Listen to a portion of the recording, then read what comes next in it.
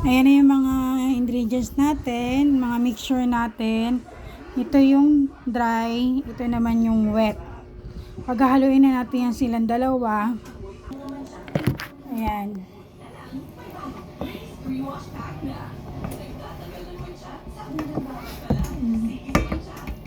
Dahan-dahan natin ihulog.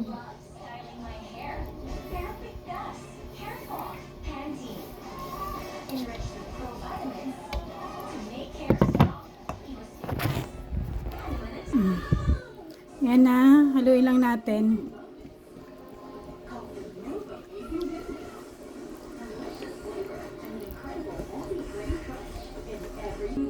O, ito na o, nahalo na natin siya.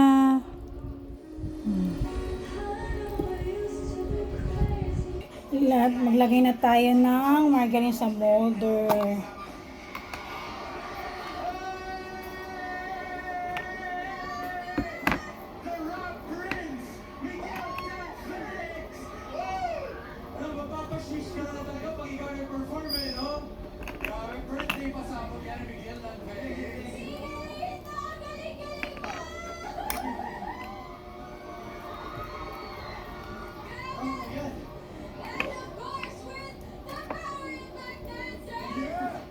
Solid kayo lahat, guys. Thank you sa inyo. Makabili na ako ng large size ng photo molder. 36 pieces to binili ko. Diba? Try tayo ng malaking size.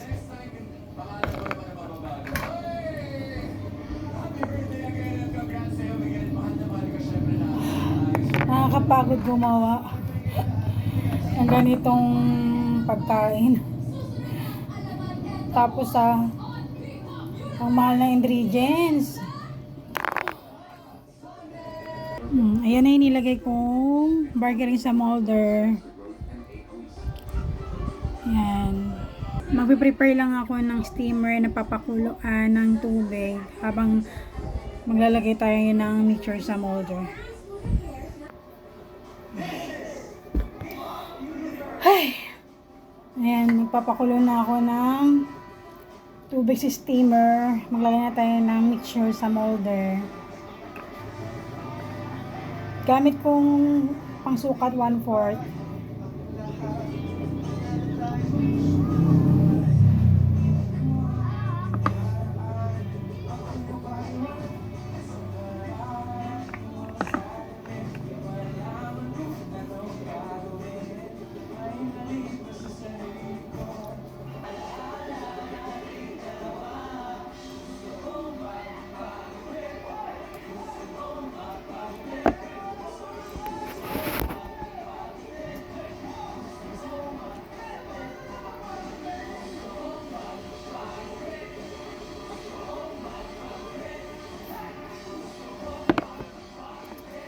Ay!